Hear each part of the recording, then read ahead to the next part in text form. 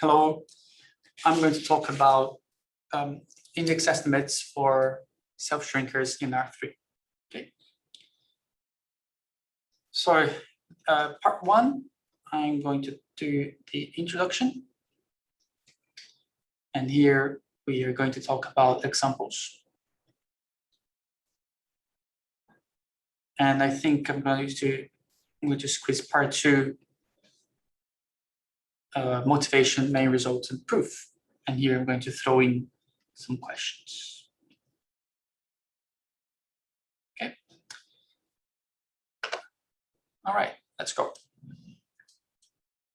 First, I want to explain why people are interested in self-shrinkers at all as a standalone theory. And this comes from mean curvature flow. So say you have a surface sigma 2 in R3, a one parameter family of immersions that is flowing by mean curvature. So it satisfies this equation. So this is a mean curvature flow. Here's sort of a picture of what the mean curvature flow looks like. The surface is pushed in the direction of the mean curvature. Right? The mean curvature is all pointing in the same direction. The surface is just going to shrink, like S2. If it's pointing in different directions, then it's going to expand in some direction and shrink in other directions. And a special type of solution are self-similar solutions. So solutions that flow by homotheties or translations of R3. So the idea is that the translator is simply a surface whose flow is just moving by in space, is not changing the shape of a surface. Okay. Self-expander is surface whose flow is expanding, and a self-shrinking flow is a flow that's shrinking the surface, right? And this is the case that we're interested in for the purpose of this talk. This is a self-shrinking flow. But let's define what's a self-shrinking surface. A self-shrinking surface is just a time slice of a self-shrinking flow, right? Since it's just moving by shrinking the surface, any time slice that you take is going to look the same as a fixed time slice just by dilating the surface back to its original dimensions, right? But there are three equivalent definitions. Self-shrinking surface, the PDE definition is a surface whose mean curvature satisfies the equation. This would be the PDE definition, so it satisfies this equation. So you can say this equation is not, if you translate your surface in certain directions, the equation is not preserved. If you dilate, the equation may not be preserved. We're going to see that in examples. Equivalent definition, and that would be the variation definition. Sigma is a self-shrinking surface if it's a critical point of this functional, and this is called the Gaussian area. So it's just the area of the surface with this weight. The equivalence between 1 and 2 comes from the first variation formula for the Gaussian area. And it's clear that definition 1 is easier to check. All right, verify. If I give you a surface, you can just verify equation 1 point-wise. Verifying equation 2 is a bit more complicated. Definition 2 is a bit more complicated. And these two are, of course, equivalent to the flow definition. So sigma here is the mean curvature surface if this is a mean curvature flow. Okay. So it's good for all negative time. So like I said, the mean curvature, the self-shrinking surface is a time slice of the mean curvature flow. And here we're choosing the time slice -1. If you choose a different time slice, then you have to readjust definitions 1 and 2. So they're still equivalent. These two definitions are equivalent to picking time slice -1. And we are, of course, interested in the variational definition. But first, let's see why self-shrinkers are relevant. And this comes from Huysken's theorem. And he proves that if you have what is called a type 1 singularity of the mean curvature flow, so it's a finite time singularity, and the second fundamental form blows up in a certain controlled manner. If you rescale this flow near a singularity, so this is the definition, but I'm not going to talk about details on it. Then this flow, this rescaled flow exists for all time, and it converges to a self-shrinker. Okay, so the idea is that you're looking at a singularity, and then you blow up just before the singularity happens, and this scaling, right, in the limit is going to converge to self-shrinker. So the shape of the singularity is that of a self-shrinker. Okay, so this is roughly a picture here. If this surface, if you run the if you run the mean curvature flow here, it develops a singularity in finite time here in the center. But if you blow up just before, it's going to converge to a cylinder. Okay. If you pick this point x0 here, where the curvature is blowing up. If you pick a different point, something else is going to happen. It depends on the point that you choose. Oh, it's going to converge to a self-shrinker, but a different one. Okay. All right. But if you pick x0 appropriately, that's going to model the singularity itself. All right. So understanding self-shrinkers, the understanding of self-shrinkers implies the understanding of singularities of mean curvature flow. That's why people are interested in self-shrinkers. If one could, if one knew all possible self-shrinkers, then you understand all possible singularities. But in fact, not all self-shrinkers can exist as a singularity, okay, as the model of a singularity. But let's go through some examples. First, the plane going through zero, and it's a straightforward calculation. The position vector, right? So it's the vector from zero to the position. The orthogonal projection is going to be zero. The mean curvature of the plane is zero. So it satisfies the equation, right? Like I said before, the equation is easy to check. The definition, the PDE definition is easier to check.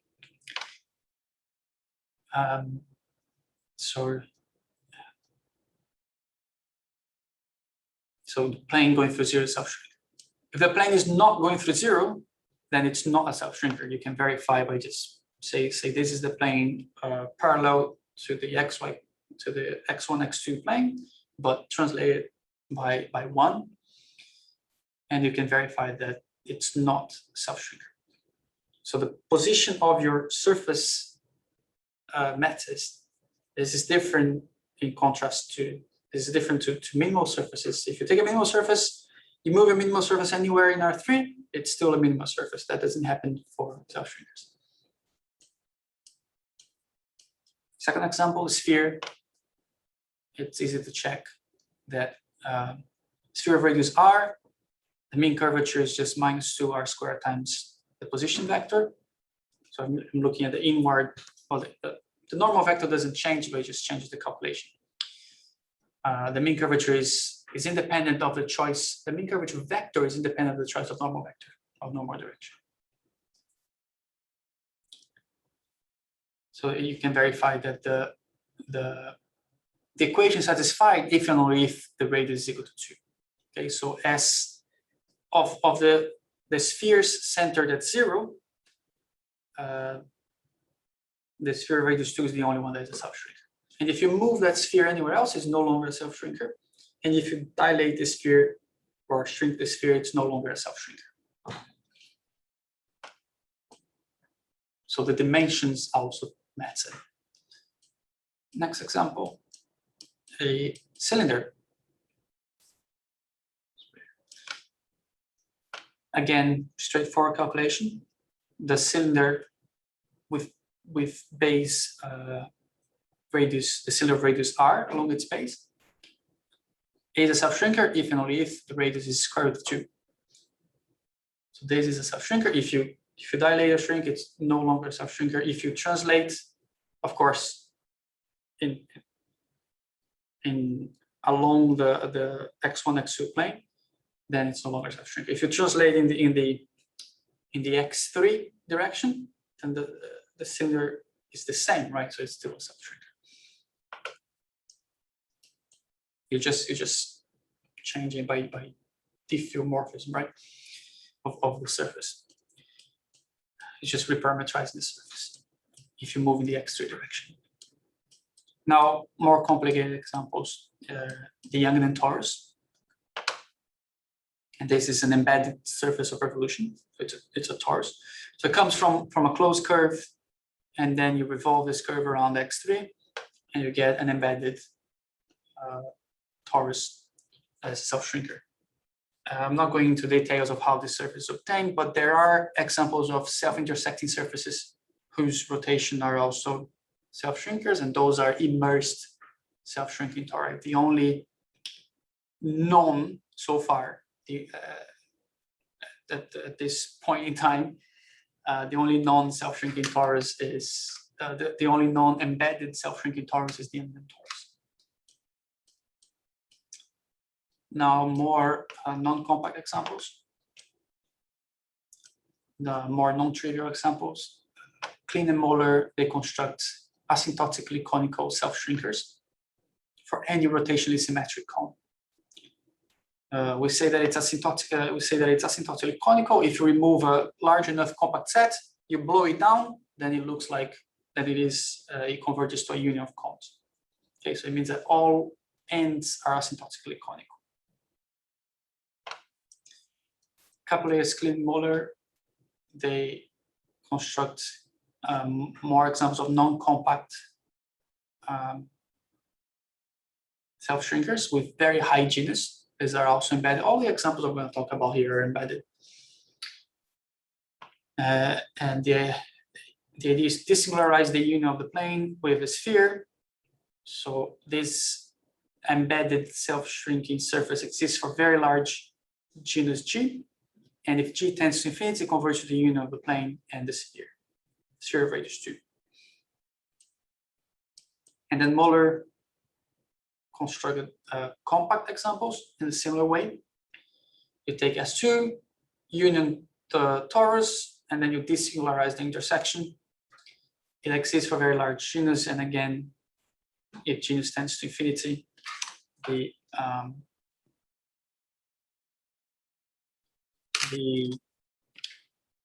surface converges to the torus, the Youngden torus union S2 radius 2.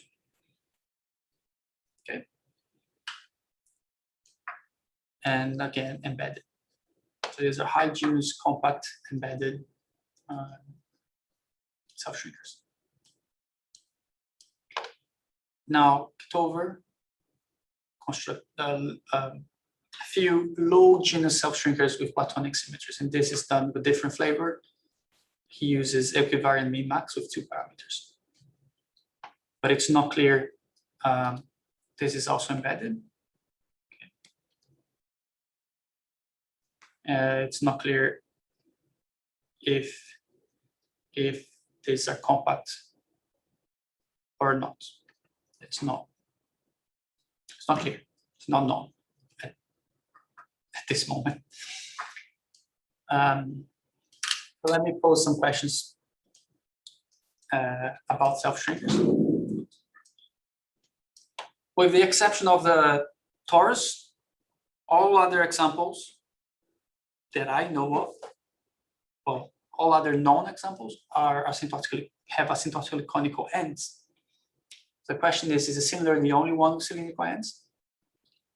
And Lu Wang proved that the ends of a self-shrinker are either conical or cylindrical.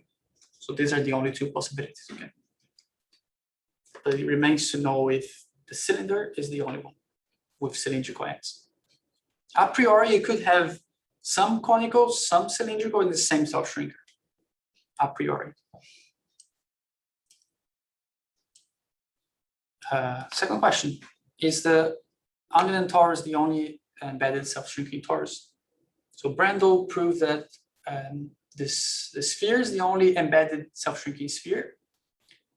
And Miramor and Wang in 2017 proved that every embedded self-shrinking tori are isotopic to the standard torus in R3. So at least topologically, they're the same. Right?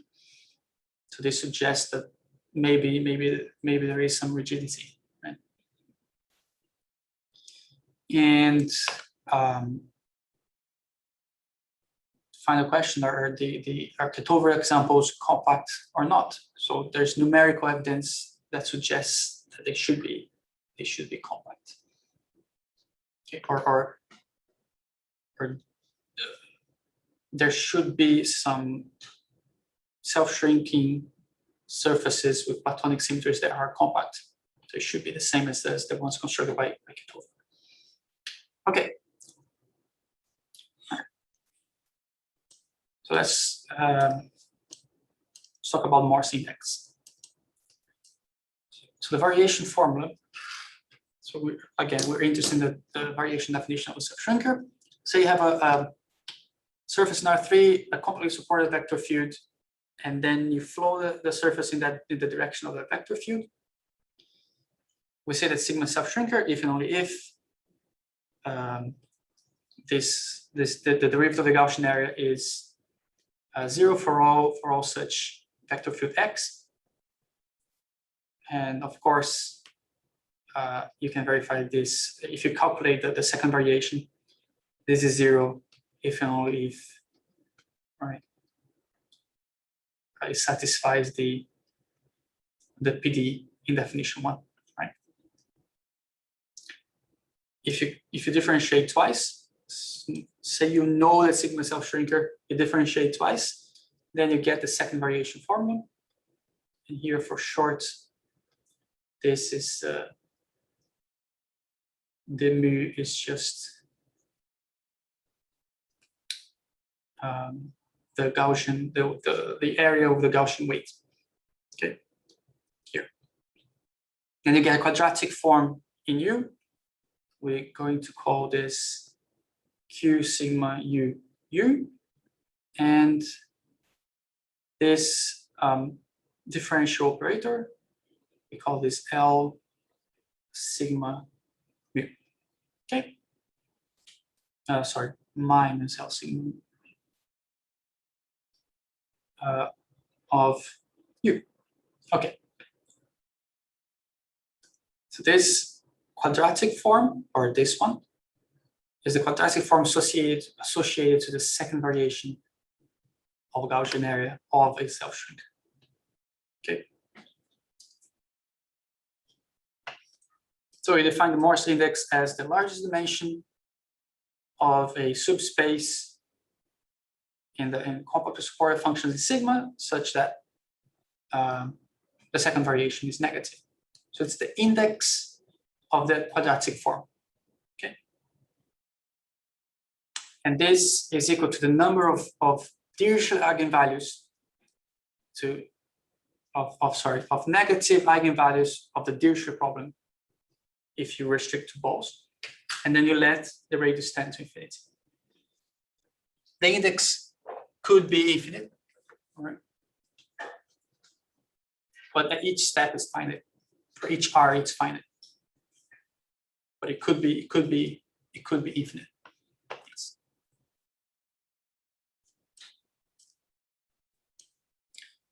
And one of the main results to deal with non-compact self-shrinkers, right, is by Fisher-Colbury. So she relates this Morse index definition to the eigenvalues of an operator in L2. Okay, or the Jacobi operator. You define this Jacobi operator here in L2, and then the eigenvalues in L2 are the same as computed this way. Okay.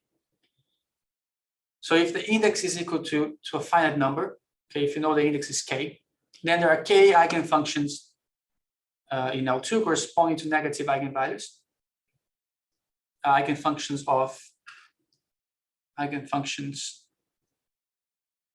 of this operator, of the Jacobi operator. And here, this is the L2 space with this measure, right? Sigma here with the Gaussian measure. So it's a weighted space.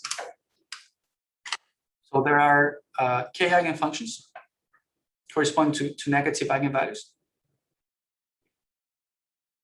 And well, orthogonal eigenfunctions.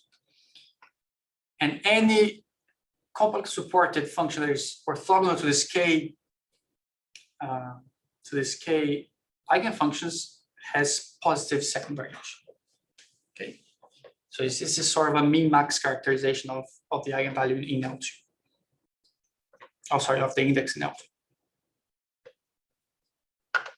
Okay, so this is a very important result because it relates this definition of Morse index with the Morse with the number of negative eigenvalues of a differential operator in L2. Okay. If your self-shrinker is compact, you don't need to do that. But we want to work with non-compact self-shrinkers. Let's see some examples. Okay. All right. So first the plane. Okay. For the plane, the index is equal to 1. And this is given by translation. Okay, the eigen direction is just translating up and down, right? And this direction is in the weighted space. Okay. So it corresponds to a constant function. But in the Gaussian weighted space, this constant function has finite L2 measure. Okay. Sorry, has finite L2 norm. Now, for S2, the Morse index is 4.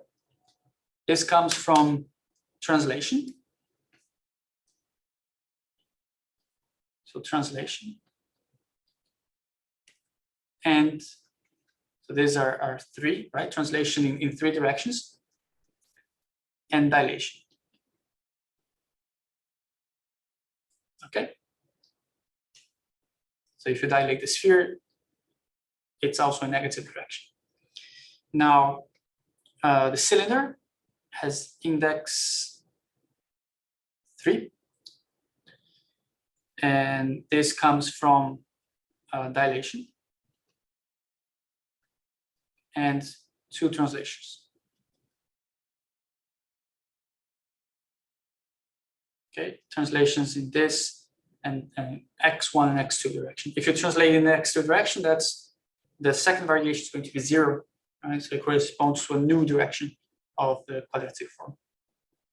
And the Agnen torus, there's recently been a paper by, now let me spell the name correctly, Burchenko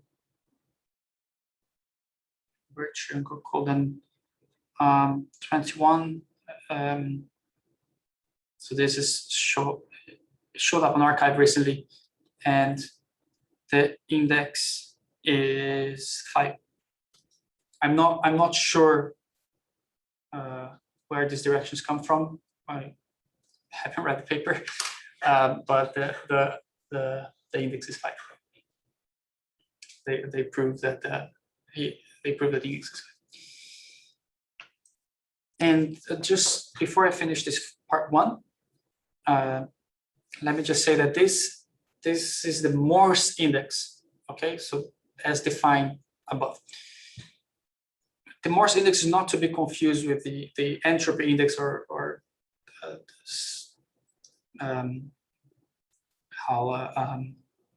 there are other definitions of index for self-shrinkers, and these are definitions. They take away the translations and dilations. Okay. So for the purpose of the entropy index, or F index, I'm not sure what it's called. These three examples are all stable. They're all entropy stable, right? Because the translations and dilations are all removed from the calculation of the index. So for us, the Morse index, right? So again, we're talking about Morse index. Okay. And it turns out that from the Morse, every self-shrinker has Morse index. Every self-shrinker in R3 has positive Morse index, has Morse index at least 1. Okay. And so there's no stable self-shrinkers in this sense. And this makes sense. Like I said before, self-shrinkers behave as minimal surfaces in a positive, in ambient space with positive Ricci curvature. And we know that in closed 3 manifolds, minimal surfaces in ambient space with positive Ricci curvature, there are no stable minimal surfaces, right? And this is the same. It's not surprising that every self-shrinker is unstable. Okay, and let me stop part 1 here, and part 2 will continue from motivation.